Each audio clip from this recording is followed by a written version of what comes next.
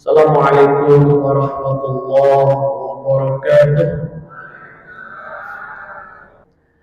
Yang kami hormati dan kami muliakan para pengurus takmir Masjid Abu Adnan, dan yang kami hormati, kami takzimi para jamaah, Bapak Ibu sekalian. Alhamdulillah alamin, bersyukur kita kepada Allah karena pada pagi ini sampai detik ini kita masih diberikan nikmat, dikaruniai nikmat yang besar, nikmat yang luar biasa, yakni nikmat sehat, iman, dan nikmat panjang umur. Usia panjang tetapi digunakan untuk ketaatan, beribadah kepada Allah Subhanahu wa taala. Amin amin ya rabbal alamin. Bapak Ibu yang dimuliakan Allah, di dalam Al-Qur'an Allah Subhanahu wa taala berfirman dalam surah Al-Baqarah 261, Masalul ladzina yunfiquna amwalahum fi sabilillahi kamathali habbah ambatat sab'a sanabila fi kulli sumbulatin mi'atu habbah wallahu yudha'ifu liman yasha' wallahu wasi'un 'alim. Ini ayat tentang bersedekah, ayat tentang berinfak. Ayat ini kata para ulama turun ketika ada sahabat yang kaya raya, yaitu Utsman bin Affan dan sahabat Abdurrahman bin Auf. Wa zalika anna Rasulullah sallallahu alaihi wasallam, dan ketika itu baginda Rasulullah sallallahu alaihi wasallam hassan nas ala sadaqah. Ketika itu Rasul memerintahkan orang-orang beriman ketika itu untuk bersedekah. Hina aradal khuruj ila ghazwati Tabuk, ketika akan umat Islam itu menghadapi ghazwah, peperangan, yaitu perang Tabuk. Perang Tabuk ini peperangan yang terakhir yang dipimpin oleh baginda Rasulullah sallallahu alaihi wasallam. Perang Tabuk ini perang umat Islam melawan bangsa Romawi. Ini peperangan terakhir yang dipimpin oleh baginda Rasulullah. Maka ketika itu Rasul memerintahkan orang-orang beriman untuk bersedekah. Maka ketika turun perintah itu Abdurrahman bin Auf, kemudian beliau mendatangi baginda Rasulullah sallallahu alaihi wasallam. Kemudian beliau mengatakan, "Ya Rasulullah, indi arba'at alaf dirham." Ya Rasul, saya nyumbang 4.000 dirham. Kemudian Abdurrahman bin Auf mengatakan, kanat li samaj'al dirham. Sebetulnya Rasul, saya ini punya 8.000 dirham. Dari 8.000 dirham itu, fa amsaktu min hal nafsi wa iyal. 4.000 saya berikan, saya sumbangkan untuk Rasul Tabuk, dan sisanya 4.000 dirham lagi amsaktu, saya pegang, saya simpan. Untuk apa? Li nafsi wa iyali, untukku dan untuk keluarga-keluargaku. Jadi dari 8.000 hartanya itu 4.000 dirhamnya disumbangkan, 4.000-nya lagi disimpan untuk kebutuhan Abdurrahman bin Auf dan kebutuhan keluarga-keluarganya. Maka ketika itu baginda Rasul mengatakan, faqala Rasulullah sallallahu alaihi wasallam, barakallahu laka fima amsakta wa fima a'taita. Wahai Abdurrahman bin Auf, semoga Allah memberkatimu. Barakallahu laka fima amsakta wa fima a'taita, baik terhadap harta yang engkau sumbangkan ataupun harta yang engkau simpan untukmu dan untuk keluargamu. Kemudian ketika itu datang sahabat Utsman bin Affan. Apa ya Rasulullah, kata Utsman, alayya jahazu man la jahaza lahu. Ya Rasul, saya akan menyediakan segala kebutuhannya yang masih belum tersedia. Ini orang-orang dulu kedermawanannya. Seandainya orang-orang hari ini itu bermental, orang-orang kaya, orang-orang ningrat, konglomerat itu seperti Abdurrahman bin Auf, seperti Utsman bin Affan, insya Allah kita ini sejahtera, insya Allah kita ini tentram, damai. Karena orang kaya tidak hanya mementingkan dirinya sendiri, tapi dia mempunyai rasa sosial yang tinggi, kepedulian yang terhadap umat dan agama ini besar luar biasa. Kemudian dikisahkan lagi, Ali bin Abi Thalib bukan termasuk orang yang kaya. Ali itu dari segi ekonomi pas-pasan, bahkan di bawah. Ya, orang-orang tidak mampu Ali itu. Tapi kelebihannya Ali bin Abi Thalib, beliau orang yang pintar luar biasa. Allah berikan pemahaman kepintaran yang luar biasa. Ketika itu Ali bin Abi Thalib, kata para ulama, karena setelah arba'ati dirham, Ali itu hanya punya 4 dirham. Tadi Abdurrahman bin Auf itu dia punya 8.000. Ali itu hanya punya 4 dirham. Walam yamlik ghairaha, dan tidak punya yang lain. Yang Ali punya hanya 4.000 dirham. Selain itu dia nggak punya. Jadi yang Ali punya 4 itu semua disumbangkan. 4 dirham disumbangkan malam hari, siang hari. Kemudian secara bil ikhfa, secara sembunyi-sembunyi, wa fil alaniyah, secara terang-terangan. Apakah boleh kita bersedekah secara terang-terangan? Boleh, supaya menjadi pembelajaran. Maka baginda Rasulullah SAW ketika beliau melakukan ketaatan ibadah-ibadah, beliau tampakkan itu apa? Supaya dilihat oleh sahabat, kemudian ditirukan. Boleh misalkan kita bersedekah, ditampakkan kepada anak-anak kita supaya mereka melihat, oh ternyata bapakku ini senang sedekah, nanti adanya ikut. Ada kita bersedekah, ada jemaah lain melihat dengan niatan supaya orang lain ikut nyumbang. Semua kembali kepada hati kita masing-masing, kembali kepada niat. Maka hadis yang pertama itu, kalau kita belajar di kitab-kitab, innamal a'malu binniyat, sesungguhnya segala pekerjaan amal itu kembali tergantung kepada niatnya masing-masing. Hatta yusalliya sahibahu ala Muhammadin fa iza fa'ala dzalika kharaqal hijab. Antara doa kita kepada Allah itu ada penghalangnya. Apa yang bisa menghilangkan penghalang doa kita kepada Allah supaya penghalangnya ini hilang, hijabnya ini hilang, doa kita bisa tembus? Yaitu bersolawat kepada baginda Rasulullah Sallallahu Alaihi Wasallam. Maka mari setiap kita berdoa itu kita buka dengan solawat. Baginda Rasulullah dalam hadis mengatakan, ketika manusia nanti meninggal, terputus semuanya kecuali 3 hal: sedekah jariyah, ilmu yang bermanfaat, anak soleh yang mendoakan kedua orang tuanya. Ketika kita di kuburan, kita sudah nggak bisa ngapa-ngapain, kita sudah berada di alam, berada di dimensi lain.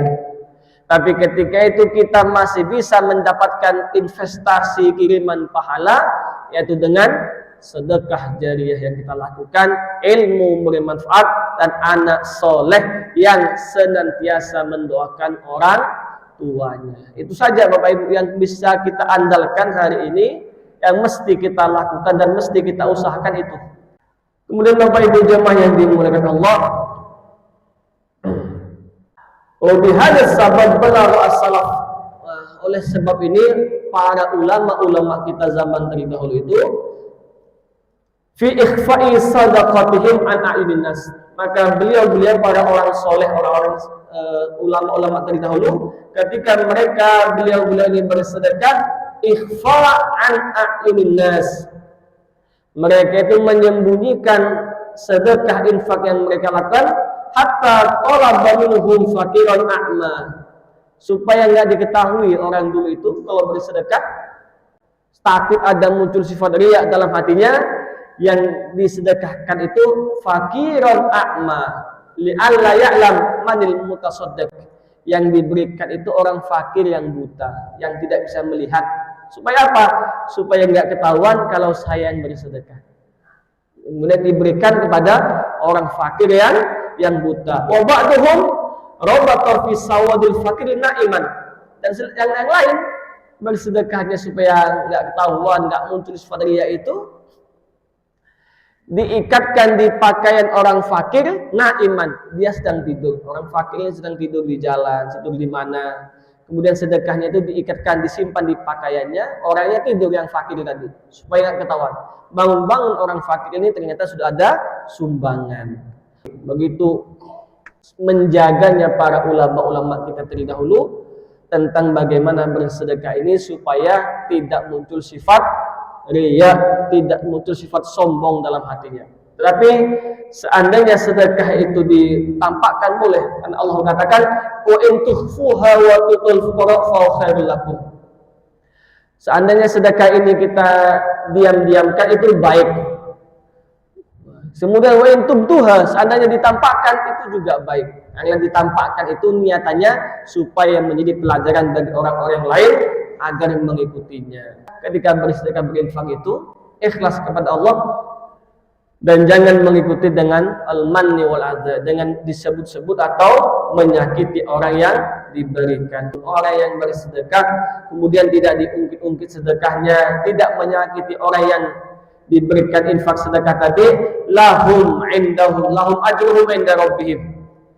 Orang ini akan mendapatkan balasan dari Allah, la wala khaufun alaihim wa lahum yahzanun. Nanti mereka itu tidak akan ada rasa takut dan tidak akan rasa bersedih. Waliza qala alaihi salam, baginda Rasul mengatakan sabaqa dirham ala mi'a alf. Artinya dirhaman wahidan minal halal bil istibsyar afdal min mi'a alf mal karohah. Menyumbang 1 dirham itu lebih utama, tapi 1 dirham itu disumbangkan bil istibsyar, dengan membahagiakan orang yang diberikan, daripada bersedekah dengan 1000 dirham tapi menyakiti hati orang yang diberikan sedekah. Ya. Kita nyumbang sedikit itu lebih afdol daripada nyumbang banyak, tapi nyumbang banyaknya itu ingin disebut-sebut atau menyakiti hati orang yang diberikan. Yang lebih afdol lagi nyumbangnya banyak kemudian tidak disebut-sebut dan tidak menyakiti hati orang yang diberikan sedekah tadi. Kemudian Bapak Ibu sekalian, qala Nabi sallallahu alaihi wasallam, baginda Rasul mengatakan as-shadaqah idza kharajat min yadi sahibiha takallamat bi khamsi kalimat. Sedekah itu kata Rasul, ketika kita memberikan maka sedekah kita itu berkata. Ada 5 perkataan yang diucapkan oleh harta yang kita sedekahkan. Yang pertama, sedekah itu mengatakan kuntu shaghiratan fakabbaritani. Sebetulnya saya ini kecil kata harta kita itu, fakabbaritani, tapi kemudian kamu menjadikan saya besar. Maka apa? Saya menjadi besar kata sedekah ini karena kamu menyumbangkan saya. Harta yang kita miliki itu kecil, kemudian karena kita sedekahkan, maka sedekah itu berkata saya yang kecil menjadi besar gara-gara engkau sedekahkan. Wasaniyat kuntu harisi fal ansiritu harisaka. Dulu kamu yang menjaga saya, kata harita itu, kamu dulu menjaga saya, dan setelah kamu sedekahkan saya, kata harita ini, sekarang saya akan menjagamu. Kemudian yang ketiga, kuntu aduan fa ahbabtani. Dulu kamu itu takut kepada saya, kamu menganggap saya ini musuh. Tapi ketika engkau mensedekahkan saya, maka itu tanda kalau kamu itu mencintai. Tanda kita mencintai harta yang kita miliki, yaitu ketika kita mensedekahkan harta itu kepada Allah Subhanahu wa taala. Yang keempat, harta berkata, kuntu faniyah fa abqaitani. Saya ini fana, enggak abadi. Mungkin harta ini saya miliki hari ini, besok sudah enggak ada. Maka ketika harta itu disedekahkan, berkata, saya ini fana, bisa lenyap. Tapi ketika engkau mensedekahkan saya, fa'abqaitani, engkau menjadikan saya kekal. Harta kita itu kekal, menjadi milik kita seutuhnya sampai nanti di akhirat bersaksi di hadapan Allah ketika disedekahkan. Saya punya uang 10.000. 7.000 saya pakai untuk beli bakso atau untuk apa yang lain. 3.000 saya masukkan ke kotak infak yang berjalan yang ada di masjid ini. Maka harta saya yang sesungguhnya yang berapa? Yang 7.000 apa yang 3.000? Harta saya yang kekal yang abadi itu adalah yang 3.000 tadi yang saya infakkan. Karena yang lain tuh saya beli makanan apa, kemudian saya kenyang, saya ke kamar mandi, saya keluarkan, yang 3.000 itu kekal abadi. Maka harta kita itu akan kekal kalau kita sedekahkan. Dan yang terakhir, harta itu berkata, kuntu qalilah fakasartani. Saya ini sedikit, kemudian menjadi banyak setelah engkau sedekahkan. Harta kita itu sedikit, tapi ketika harta ini disedekahkan, harta itu mengatakan, saya ini sebetulnya loh sedikit, tetapi ketika kamu sumbangkan, saya ini berubah menjadi banyak. Itu 5 perkataan yang dikatakan oleh harta ketika kita sedekahkan. Yang sedikit jadi banyak, yang sekarang harta itu kita jaga, ketika kita sedekahkan, maka harta itu yang akan menjaga kita. Kemudian ada sahabat mengatakan, bagaimana kalau orang itu berinfak tapi bukan dari jalan yang halal? Dia melakukan kejahatan-kejahatan, melakukan dosa, kemudian nanti hasilnya itu disedekahkan. Dia pejabat, kemudian dia melakukan kecurangan, tapi hartanya hasilnya buat nyumbang masjid, buat nyumbang panti asuhan, boleh apa tidak? Maka ada sahabat mengatakan begini, itu diumpamakan seperti orang yang mencuci pakaian dengan bil bauli, dengan air apa? Baul itu air kencing ya. Seperti orang yang mencuci pakaian tapi bil bauli, dengan air kencing. Maka dikatakan, padahal pakaian itu tidak akan bisa bersih, tidak akan bisa suci kecuali dibersihkan, dicuci dengan air yang bersih. Dengan apa pakaian dicuci? Ya dengan air yang bersih. Tidak akan bisa dipakai untuk ibadah ketika pakaian yang kotor itu dicuci dengan air yang najis. Itu ibaratnya orang melakukan kebaikan-kebaikan, suka nyumbang ini, tapi dari sumber yang tidak baik. Maka harta yang kita sumbangkan itu dari harta yang terbaik, dari hasil yang terbaik. Bapak Ibu yang dimuliakan Allah, bahkan nanti ketika orang itu meninggal, kata Allah dalam Al-Quran, orang ketika dicabut nyawanya itu banyak yang menyesal, sehingga mereka berkata kepada Allah, ya Rabb, laula akhartani, ya Allah, seandainya engkau mau menunda kematianku sedikit saja, sebentar saja ya Allah, fa asaddaqu wa akum minas solihin, maka aku akan bersedekah ya Allah. Jadi orang yang sudah meninggal, Allah cabut nyawanya, seandainya Allah beri dia kesempatan hidup ke dunia sebentar saja, apa yang dia lakukan? Bersedekah. Seandainya dia punya harta puluhan miliar, triliunan, kemudian dia meninggal, dia hidupkan kembali oleh Allah, mungkin semua hartanya akan disumbangkan. Mengapa? Karena ketika itu dia sudah melihat, sudah Allah tampakkan kepada dia bagaimana balasan yang luar biasa besarnya, pahala yang begitu agung yang Allah berikan bagi orang-orang yang semasa hidupnya senantiasa bersedekah. Ketika nyawanya sudah dicabut, apakah akan dikembalikan hidup? Ya tidak. Ketika itu penyesalan, hanya tinggal penyesalan. Penyesalannya tidak berarti apa-apa. Semoga kita ini, terutama yang hadir di majelis ini, kita tidak termasuk kelompok orang-orang yang menyesal ini. Ketika hari ini kita mampu bersedekah, bersedekahlah. Ya semampu kita. Anfik, kata ulama, anfik bi qadri mastata'ta. Berinfaklah sesuai dengan kadar kemampuannya masing-masing. Kalau mampunya 5.000 ya 5.000. Oh saya ini hanyalah kerja ini, saya nggak bisa sumbang banyak-banyak. Saya mampunya hanya 5.000 ya 5.000. Nggak mampu saya 5.000 banyak kebutuhan, beli gula, beli beras. Saya mampunya hanya 1.000 sehari, ya 1.000 saja. Beda, maka infak sedekah nggak boleh disamakan. Orang yang kaya dia seharinya 100 juta biasa saja. Ada orang lain mampunya sehari hanya 1.500 perak, ya nggak apa-apa. Anfik bi qadri mastata'ta, berinfaklah sesuai dengan kemampuannya masing-masing. Dan kemudian tadi orang-orang soleh ini kan senantiasa kita doakan ya. Kita ketika sholat baca tahiyat, at-tahiyatu itu Assalamu alayna wa ala ibadillahi sholihin. Kita minta salam selamatan bagi kita wa ala ibadiyah sholihin, dan kepada hamba-Mu ya Allah terhadap orang-orang soleh. Jadi orang-orang soleh itu beruntung karena dia melakukan kebaikan, dan dia juga beruntung karena dia senantiasa didoakan oleh orang-orang. Itu orang soleh. Jadi menjadi orang soleh itu beruntung karena dia sendiri melakukan, dan beruntung dia senantiasa didoakan ketika orang-orang mukmin, orang muslim melakukan sholat. Ketika kita tahiyat itu kan kita mendoakan untuk diri kita juga doakan kepada mereka orang-orang yang soleh. Kata Rasul, siapa orang kaya itu? Iridha bima qassamallah takun aghnan nas. Orang kaya itu adalah yang bisa ridho dengan segala ketentuannya Allah Subhanahu wa taala. Orang kaya itu orang yang hatinya ridho, orang yang hatinya itu qanaah, bisa menerima nasib, itu orang kaya.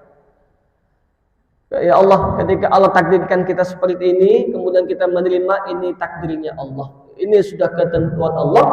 Jika Allah mentakdirkan saya begini, ini pasti yang terbaik yang Allah berikan kepada saya. Nah, itu orang kaya. Orang kaya yang bisa menerima ridho dengan keadaannya. Itu orang kaya. Karena kaya itu kan bahasa Arabnya al-ghina. Al-ghina itu artinya cukup. Sebetulnya manusia itu tidak pernah merasa cukup, selalu merasa kurang. Maka apa yang bisa menjadikan manusia itu cukup? Yaitu sifat qanaah, sifat ridho terhadap semua ketetapan ketentuannya Allah Subhanahu wa taala. Maka jemaah sekalian, apapun hari ini yang Allah takdirkan kepada kita, apapun hari ini yang Allah berikan kepada kita, mari kita ini bisa menerima dengan ridho. Insya Allah ketika kita ridho terhadap ketentuan Allah, kita bisa ikhlas dengan apapun yang Allah tetapkan. Insya Allah kita ini walaupun di mata manusia biasa-biasa saja, tapi di hadapan Allah, di pandangan Allah, termasuk hambanya yang kaya raya. Kenapa? Karena kita bisa ridho terhadap segala ketentuan yang Allah berikan. Kita ikhlas, kemudian kita sabar. Orang sabar itu pahalanya berapa? Tidak ada batasnya. Wa yuwaffas sabiruna ajrahum bighairi hisab. Orang sabar kata Allah, Allah berikan pahala bighairi hisab, tidak ada batasan. Artinya luar biasa balasan yang Allah berikan bagi mereka yang bisa sabar dalam segala apapun. Sabar, terutama sabar dengan keadaan nasib yang Allah tentukan, sabar dengan qadanya Allah Subhanahu wa ta'ala. Maka orang muslim itu senjatanya sabar. Kata-kata Allah, ista'inu bis-sabri was-shalah. Jadikan sabar dan salat sebagai penolong kita. Senjatanya kita itu ya sabar sama salat. Orang kalau sudah sabar, dia akan salat dengan baik. Orang kalau tidak sabar, kadang enggak salat. Mengapa orang itu kok tidak mau salat, malas salat? Bisa jadi dia tidak sabar. Artinya dia tidak menerima dengan ketentuannya Allah. Orang yang sabar menerima segala qadanya ketentuan Allah, dia akan jadikan sabar itu sebagai senjata. Kemudian dia juga akan salat sebagai penolong. Karena salat itu tanha 'anil fahsya' wal munkar. Salat itu kan mencegah kita dari perbuatan keji dan perbuatan munkar. Tujuan salat apa? Tujuan salat cuma satu, untuk zikrullah, hanya untuk mengingat Allah. Fungsinya salat nanti baru tanha 'anil fahsya' wal, mencegah kita dari perbuatan keji dan perbuatan munkar. Itu banyak orang tidak mau sholat, kemudian dia mengkritik orang yang sholat. Banyak orang tidak mau infak, tapi dia mengkritik orang yang suka infak sedekah. Nah, ini kan fenomena baru sekarang ini. Orang yang tidak sholat, buat apa sholat kalau masih melakukan dosa gitu. Buat apa sedekah, buat apa infak kalau masih melakukan dosa. Sekarang ini tak gitu. Orang yang dia sudah tidak sholat, tapi dia mengkritik orang yang sholat. Dia itu tidak sedekah, tidak pernah nyumbang. Masjid butuh apa, enggak pernah nyumbang. Tapi kalau mengkritik, pasti dia ada di barisan paling depan. Ini fenomena hari ini, banyak yang terjadi. Maka mari kita ini jangan seperti itu. Orang yang sholat itu jangan dikritiki. Orang yang sedekah jangan dikritiki. Ini kadang orang-orang yang di dalam hatinya itu ada perasaan iri. Penyakit hati ini kita jauhi Bapak Ibu. Betul-betul kita jauhi yang namanya penyakit hati sombong, hasad, iri, dengki. Tidak ada gunanya kita banyak-banyak melakukan kebaikan-kebaikan kalau di hati kita ini masih ada perasaan sombong, ada perasaan hasad, iri, dengki. Sombong itu penyakitnya setan ya, yang mengajarkan sombong pertama kali itu iblis. Mari kita bersihkan hati kita, jangan sampai ada sombong. Sebanyak apapun amal yang kita lakukan, jangan sombong. Kemudian jangan pernah kita ini merasa hasad, iri, dengki terhadap keadaan orang lain. Mari kita bersabar dengan keadaan yang ada pada diri kita masing-masing. Ini saja yang bisa disampaikan. Semoga yang sedikit ini manfaat, barokah bagi kita semuanya, dan semoga kita ini tergolong orang-orang yang senang berinfak, senang bersedekah, senang melakukan kebaikan-kebaikan, lakukan kebaikan-kebaikan sesuai dengan porsinya, bisanya kita masing-masing. Sekian, wassalamualaikum warahmatullahi wabarakatuh.